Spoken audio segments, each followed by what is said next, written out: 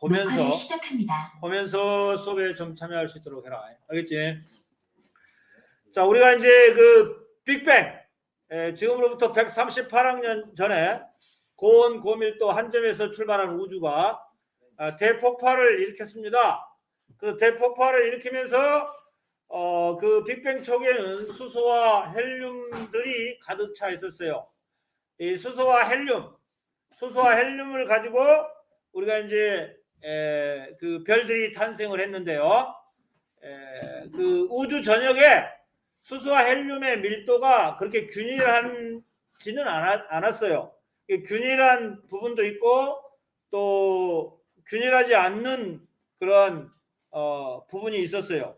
그런데 이제 균일하지 않는 그러한 부분에서 수소와 헬륨 그리고 먼지, 티끌 이런 것들이 모여서 분자 성운을 이루게 되었고, 분자 성운들이 이제 이루는 그 분자 성운을 이루는 그러한 물질들이 중력 수축을 하게 됐어요. 그럼 중력 수축을 하면서 온도가 올라가게 됐어요. 온도가 1000만 켈빈을 찍었을 때 수소의 핵융합 반응이 일어났어요. 수소의 핵융합 반응 결과 헬륨이 만들어졌어요. 그리고 또 헬륨이 중력 수축을 하면서 온도가 올라갔어요. 그리고 중심부의 온도가 1억 켈빈을 찍게 되면 헬륨의 핵융합 반응 그리고 또 다른 헬륨보다 약간 무거운 원소들의 핵융합 반응에 의해서 탄소 원자, 산소 원자, 그 다음에 질량이 태양보다 큰 10배 이상인 별의 중심부에서는 철 원자까지 생성이 됐어요. 그리고 철보다 무거운 원소는 초신성 폭발로 인해서 그 에너지로 인해서 별 외부에서 철보다 무거운 원소가 생성이 되었어요. 라고 하는 게 별의 진화 과정과 원소의 생성 부분이라고 볼 수 있어요. 그래서 교과서 보시면 우리 친구 몇 페이지냐? 24페이지 보시면 그 별들이 쏟아낸 원소들, 별들이 죽으면서 우주 공간으로 방출하는 원소들을 우리가 이제 보기 좋게 또 공부하기 쉽게 분류해 놓은 표가 원소의 주기율표였다. 그래서 그 원소의 주기율표는 교과서 몇 페이지에 나와 있느냐? 원소의 주기율표는 교과서 펴봐라. 이쪽 같나요? 31페이지에 나와 있어요. 그죠? 그래서 그 원소의 주기율표, 별들이 쏟아낸 원소들을 이렇게 모즐리요. 밀림의 왕자 모글리의 친구 모즐리가 분류를 해놨어요. 그래서 가로줄을 주기, 세로줄을 족이다 라고 했어요. 그래서 우리가 이제 7쪽이 18쪽으로 구성이 되어 있고 1번부터 20번까지는 반드시 암기를 하고 있어야 돼요.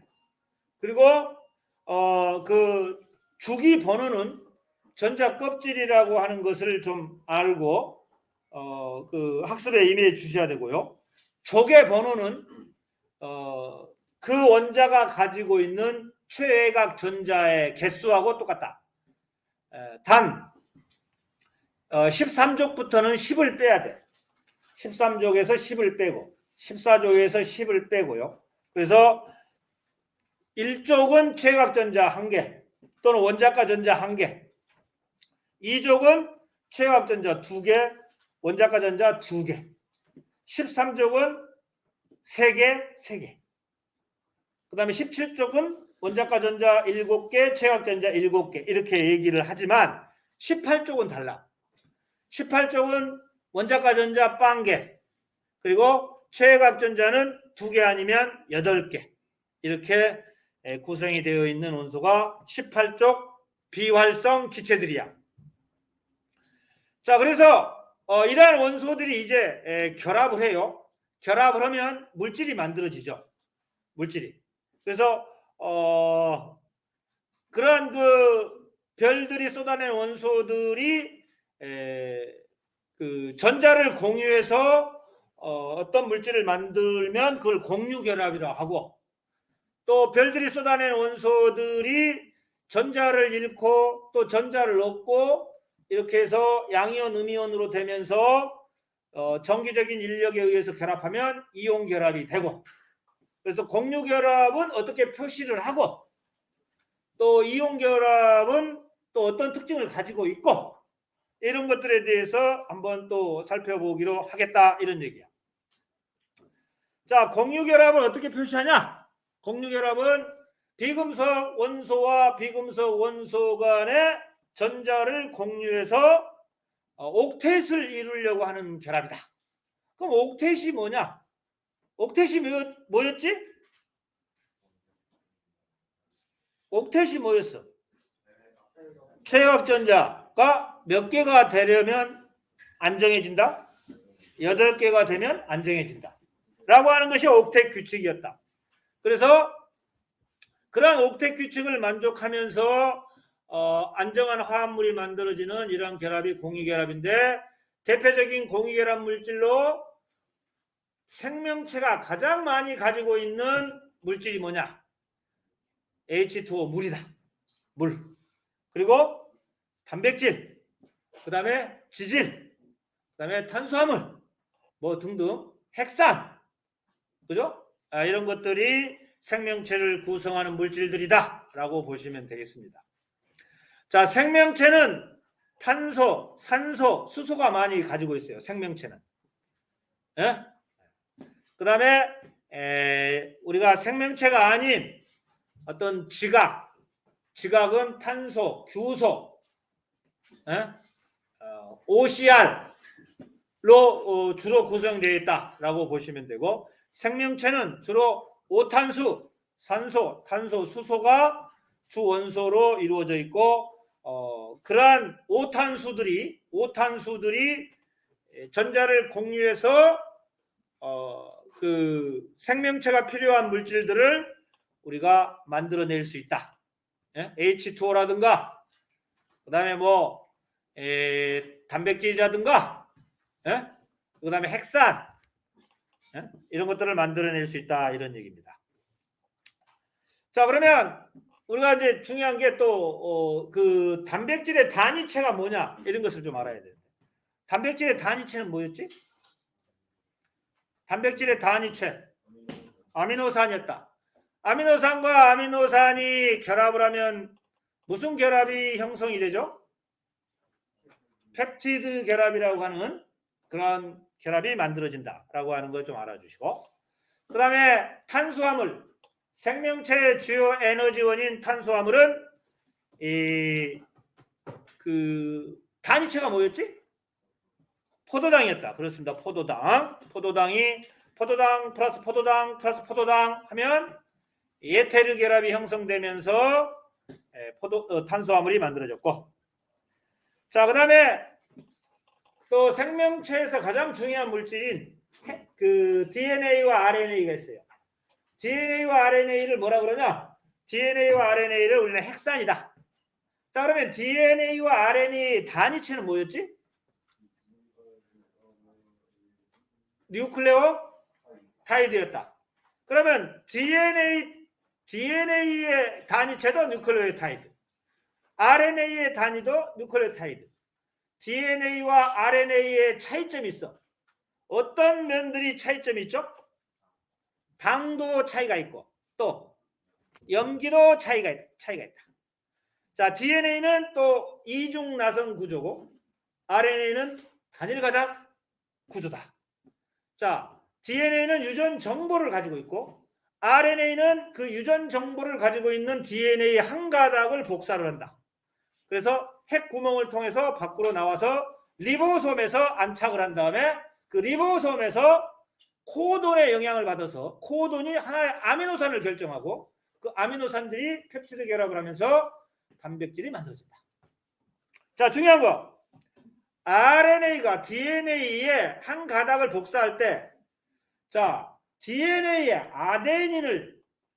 RNA는 어떻게 복사를 하지? 타이민으로 복사하는 거 아니야? 우라실로 복사를 합니다. 우라실로. 왜냐? RNA의 염기는 RNA의 단위체인 뉴클레오타이드 염기는 타이민이 없어. 그러면 RNA의 네 가지 염기는 뭐지? RNA를 구성하는 네 가지 염기.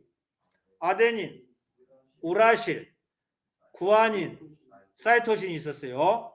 그래서 그 DNA의 아데닌을 RNA가 복사할 때는 우라실로 복사한다라고 하는 거 알아주시고, 복사 말고 이제 DNA는 이중 나선인데 그 이중 나선의 골격을 형성한 거. 골격은 인상과 당이 골격을 형성하고 내부는 염기들이 서로 상보적인 결합을 한다고 그랬어요. 그 상보적인 결합을 할 때 중요한 거, DNA의 염기들이 이 두 가닥, 왼쪽 가닥, 오른쪽 가닥이 있는데 왼쪽에서 아데닌이 있으면 오른쪽에는 뭐가 상보적 결합을 해야지? 타이민. 그죠? 아데닌과 타이민이 이렇게 상보적인 결합을 하고 있고, 그 다음에 구아닌이 이 DNA 한 가닥에 엮이면 다른 쪽 가닥에 엮이는 뭐지? 사이토신이라는 걸 알아주셔야 됩니다. 자, 그 다음에 또 우리가 이제 또 교과서 보시면 그 별들이 쏟아낸 원소들 중에서 이제 금속이 있고 비금속이 있죠. 금속은 전자를 잃고 양이온이 되기 쉽죠. 그다음 비금속은 전자를 얻어서 음이온이 되기 쉬워요. 이처럼 양이온과 음이온이 전기력으로 결합하게 되면 이온 결합 물질이 만들어지는데, 이러한 이온 결합 물질의 특징을 꼭 알아줘야 돼요. 이온 결합 물질은 고체 상태에서는 전류를 흐르게 할 수 있어 없어? 없습니다. 고체 상태에서는 양이온과 음이온이 정전기적인 인력으로 강하게 붙잡혀 있기 때문에 이온이 이동할 수 없어. 그래서 이온 결합 물질은 고체 상태에서는 전류를 흐르게 할 수는 없지만 액체 상태나 수용액 상태가 되면 전류를 흐르게 할 수 있다. 그 이유는 이 액체 상태가 됐다는 것은 열을 가해서 녹이는 거야. 수용액 상태가 됐다는 것은 그 이온 결합 물질을 물속에 집어넣는 거야. 그래서 물속에 집어넣거나 그다음에 열을 가해서 액체로 만들거나 이럴 때 이온 결합 물질들은 양이온과 음이온으로 나누어지거든요. 그러면 전하를 운반해 줄 수 있어. 그래서 이온 결합 물질의 아주 중요한 특징, 고체 상태에서는 전류를 흐르게 할 수 없지만 액체 상태나 수용액 상태가 되면 전류를 흐르게 할 수가 있다라고 하는 것이 이온 결합 물질의 아주 중요한 특징이다라고 하는 걸 알아주셔야 되고, 그 다음에 공유 결합 물질의 특징. 공유 결합 물질은 비금속과 비금속이 전자를 공유해서 단일 결합도 만들 수 있고 이중 결합도 만들 수 있고 삼중 결합도 만들 수 있어요. 그러면 이러한 이온 그 공유 결합 물질의 특징이 뭐냐? 일반적으로 고체나 액체, 수용액 다 전류를 흐르게 할 수가 없어요. 할 수 없지만 다만 어떤 것은 전류를 흐르게 할 수 있느냐? 산이나 염기와 같은 산 종류, 염기 종류는 액체 상태에서는 전류를 흐르게 할 수는 없어요. 하지만 이 산이나 염기들이 물에 들어가잖아. 물에 들어가면 양이온과 음이온으로 나누어져요. 예를 들면 HCl 리퀴드는 이온으로 안 쪼개져요. 하지만 HCl이 물속에 들어가잖아. 그러면 H 양이온과 Cl 음이온으로 쪼개져요.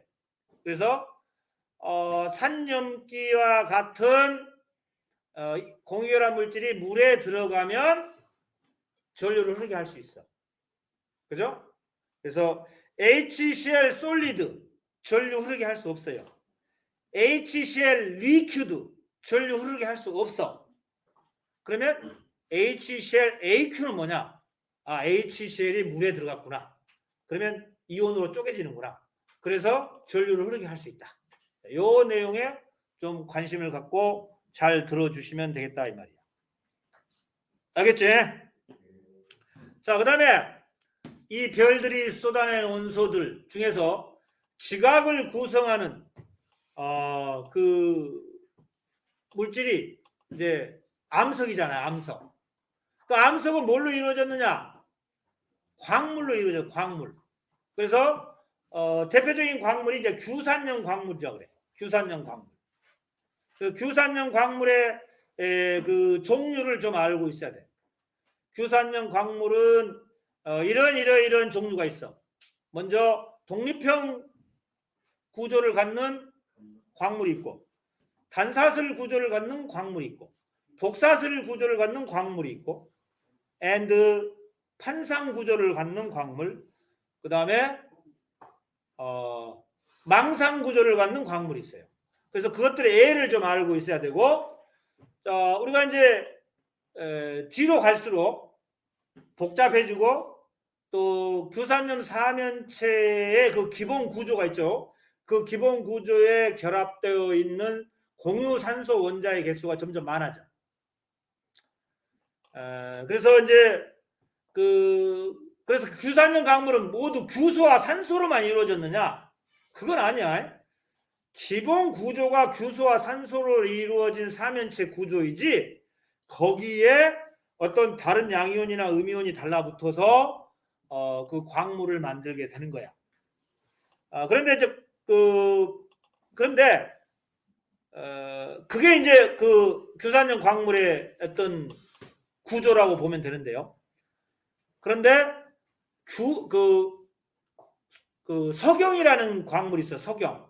석영은 오직 규소와 산소로만 이루어졌어. 석영은. 그거를 제외한 나머지들은 규소, 산소가 주 원소이지만 거기에 다른 원소들이 결합되어서 규산염 광물을 이루고 있다. 단지 석영만 규소와 산소로 이루어졌어요. 석영. 자, 지각에는 규소 성분이 많아요. 물론 산소도 있지만, 그래서 이제 그 생명체는 산소와 탄소 성분이 많아요. 그러면 생명체에는 탄소가 많고, 우리가 생명체가 아닌 지각은 규소가 많은데, 탄소와 규소는 공통점이 뭐냐? 탄소와 규소는 모두 다 14조 원소야. 14조 원소이면서 최외각전자가 모두 4개야. 탄소와 규소는. 그럼 결합선이 4개가 나올 수 있어. 그래서 그 생명체를 이루게 하는 그러한 그 생명체를 이루는 물질에는 탄소가 더 효과적이고, 생명체가 아닌 지각 같은 곳에서는 규소가 더 효과적이야. 그래서 생명체에는 탄소 성분이 많이 들어있고, 그 다음에 지각은 규소 성분이 탄소보다 더 어떤 효과적으로 결합을 할 수 있게, 다른 원소들과 결합할 수 있기 때문에 규소가 더 많이 들어있고, 이런 차이다, 이런 얘기죠. 둘 다 공통점은 결합선이 4개가 될 수 있어. 4개. 왜? 최각전자가 4개니까. 그죠? 1번부터 20번까지 꼭 알아주셔야 되겠습니다. 자, 그 다음에 이제 보호의 원자 모형에 대해서 꼭 알고 있어야 돼요. 보호의 원자 모형. 우리가 이제 1번부터 20번까지 보호의 원자 모형으로 전자들을 한번 그려봐야 돼. 그래서 핵에서 가장 가까운 전자 껍질을 K전자 껍질이라고 하고, 두 번째 전자 껍질을 L전자, 그 다음에 M전자, 이렇게 우리가 그 기호를 붙이는데요. 그렇게 기호를 붙이는 것보다는 그냥 넘버 1, 넘버 2, 넘버 3 이렇게 알고 있으시면 되고, 첫 번째 전자 껍질에 들어갈 수 있는 최대 전자의 개수는 2개라는 거 좀 기억하고, 두 번째 전자 껍질에 들어갈 수 있는 최대 전자의 개수는 8개입니다. 그 다음에 세 번째 전자 껍질에도 최대 8개까지 들어간다고 보시면 되겠습니다. 오케이?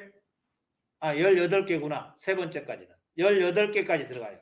그래서 우리가 20번까지의 그 전자 분포 상황을 교과서에 나와 있는 그 전자 분포 상황을 꼭 그려 보시고 이 원소는 최각 전자가 몇 개고 전자 껍질이 몇 개고 이것을 좀 알고 그 학습을 하게 되면 효과적으로 효율적으로 학습을 해 나갈 수가 있다. 그래서 보호의 원자 모형의 그림이 우리 친구 좀 자빠져 자고 있는데 안타깝게도 어디에 나와 있느냐? 30 몇 페이지 정도 나와 있을 거예요. 보호의 원자 모형. 그래서 이제 그 모형에 따라서 우리가 일조 원소를 알칼리 금속이다. 알칼리 금속의 특징을 좀 알고 있어야 돼요. 알칼리 금속은 주기율표에서 수소를 제외한 일족에 위치한 원소로서 세 가지만 알고 있으면 돼. 리튬, 나트륨, 칼륨.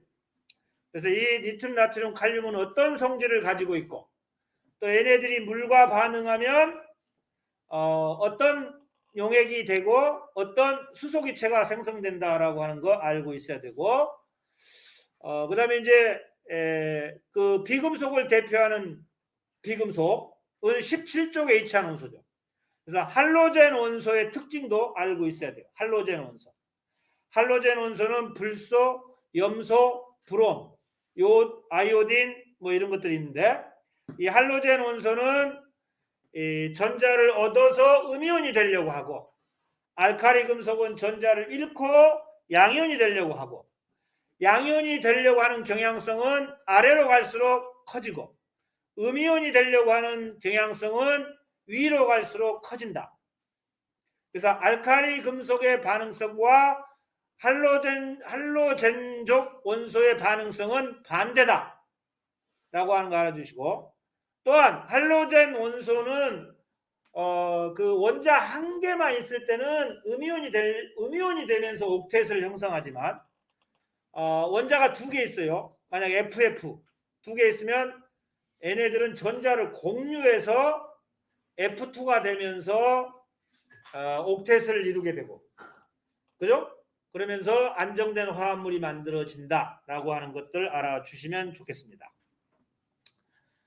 거듭 얘기하지만 reading and drawing and solving 이 세 가지를 하면서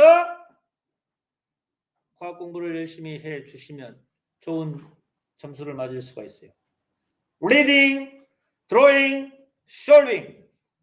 Do you know? 일명 그 RDS라는 거, RDS. 자, 이렇게 해서 이제 어느 정도 우리가 이제 그 개념들을 좀 잡아봤어요. 랜덤식으로 했지만 개념들을 잡아봤고,